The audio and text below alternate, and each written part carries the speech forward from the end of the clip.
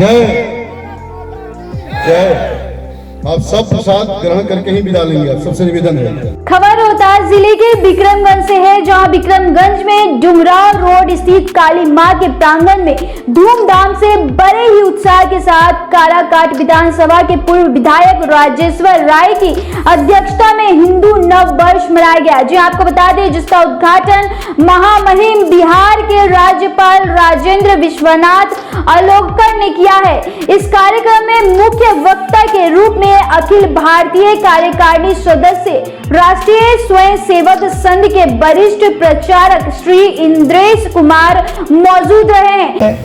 और सैनिक बनकर इसी तरह से रामायण काल में राम के सैनिक बनकर तुम आए थे, और फिर से इस कलयुग के अंदर धर्म स्थापना का उत्तरदायित्व देकर तुम्हें एक सैनिक के रूप में भेज रहा हूं। इसलिए मैं और आप यहाँ इकट्ठे हुए।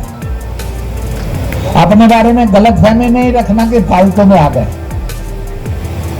अपने बारे में ये अहंकार भी नहीं करना कि बड़ा श्रेष्ठ काम करने के लिए आए, परंतु अपने बारे में ये कर्तव्य बोध रहे कि हम इस कर्म को करेंगे। इस प्रकार का एक विश्वास, इस प्रकार का एक संकल्प लेकर हम लोग हर वर्ष इस समय में इकट्ठे होते हैं और ये करेंगे, क्योंकि भारत एकमात्र देश है जिसके बारे में गाना बना है आज के युग में, सारे जहां से अच्छा हिंदुस्तान हमारा। कोई गाना नहीं बना और ना बना सकता है। कहे सारे जहां से अच्छा अमेरिका, इंग्लैंड, रूस, अरब, चीन, तुर्किस्तान, अरबिस्तान, यूनान, रोम, कोई नहीं मानने वाला। गाना तो यही गाया गया है लाखों वर्ष पूर्व भी और आज भी, सारे जहां से अच्छा। मैं एक दो कहूंगा, सब मिलकर इस पंक्ति को एक बार गुनगुनाएंगे। एक दो सारे तो वही मंचासीन सभी लोगों को पुष्प गुच्छा, मोमेंट व अंग वस्त्र देकर सम्मानित किया गया है। आपको बताते चले कि इस कार्यक्रम में वरिष्ठ प्रचारक व बिहार के महामहिम राज्यपाल श्री राजेंद्र विश्वनाथ की बातों को सुनने के लिए हजारों की संख्या में श्रोता मौजूद रहे। लोगों ने जो संदेश दिया, उसका संदेश कवि इकबाल ने, इकबाल की कविता है ये, कवि इकबाल ने आगे जाकर कहा है, कोई बतलावे काबुल में जाकर कितने मस्जिद तोड़े। ये अटल जी की कविता है। कोई बतलावे काबुल में जाकर कितने मस्जिद तोड़े, गोपाल राम के नाम पर कभी अत्याचार किए। कभी अत्याचार नहीं किया हमने। विदेशों में जाकर वहां के धर्म, उनके जो धर्म स्थल है, श्रद्धा स्थल कर स्थान थे, हमने कभी नहीं तोड़े। हमने अपने विचारों का वहां प्रदान किया, उनको प्रतिपादन किया और उससे वो हमारे बन गए। स्वामी विवेकानंद शिकागो में जब जाते हैं तो शस्त्र लेकर नहीं गए थे, वहां उन्होंने शास्त्र लेकर गए थे वो। और जब उनका प्रवचन सुनकर सब लोगों को लगा कि हमको अभी हिंदू धर्म स्वीकार करना चाहिए, हिंदू जाति में जाना चाहिए, हिंदू धर्म को अपनाना चाहिए, तो स्वामी जी ने अत्यंत विनम्रता से कहा, ये हमारी संस्कृति नहीं है, दूसरों को हमारे धर्म में लाने की हमारी संस्कृति नहीं है। आप अपना ही धर्म का जागरण और उसका आचरण ठीक ढंग से कर दो। ये हमारी संस्कृति है। हमने बाहर जाकर कभी अत्याचार तो नहीं किए।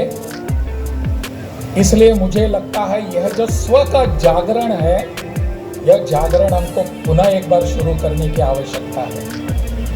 और यह जागरण हमारे ऐसी परंपराओं को पुनः जागृत करके, पुनः प्रस्थापित करके और पुनः उसका उत्प्रेषित करने के बाद पूरे प्रदेश में फैल जाएगा। मुझे लगता है आप सब सुबुद्ध हैं, आप समझ सकते हैं कि हमको आने वाले काल में जिस काल को प्रधानमंत्री जी ने अमृत काल कहा है, आने वाले 25 वर्षों का काल अमृत काल है, क्योंकि 2047 में अपने देश की स्वतंत्रता के लिए, स्वाधीनता के लिए हम 100 वर्ष मनाएंगे। और उस 100 वर्ष के कारण आज से 25 वर्ष हैं।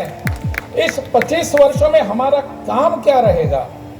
तो वहीं उनकी सुरक्षा को लेकर प्रशासन भी काफी सख्त दिखाई दे रही थी।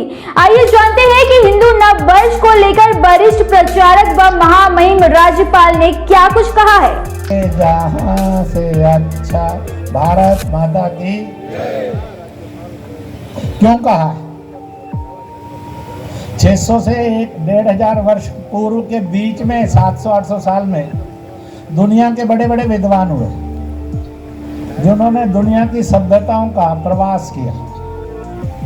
किसी ने अमेरिका, इंग्लैंड, रूस, चीन, जर्मनी, जापान, तुर्किस्तान, अरबिस्तान, मंगोलिया, फिलिस्तीन के बारे में नहीं लिखा, यूनान, रोम, मिस्र के बारे में नहीं लिखा, जहाँ लोग घरों को ताला नहीं लगाते। दुनिया के सब विद्वानों ने लिखा भारत नाम का दुनिया में एक देश है, हिंदुस्तान नाम का एक देश है, आर्यव्रत नाम की एक धरती है जहाँ लोग घरों को ताला नहीं लगाते। कभी हम ऐसे थे, आज नहीं है। कहीं नहीं दुनिया ने लिखा है कि कल हम ऐसे नहीं होंगे। जिनको ये विश्वास है हम फिर से कल और ताला मुक्त भारत बनेंगे और दुनिया को बनाएंगे, वो दोनों हाथ पर ऊपर खड़ा कर देंगे। भारत माता की जय। और इस प्रकार से एक संकल्प के लिए हम यहाँ इकट्ठे हुए।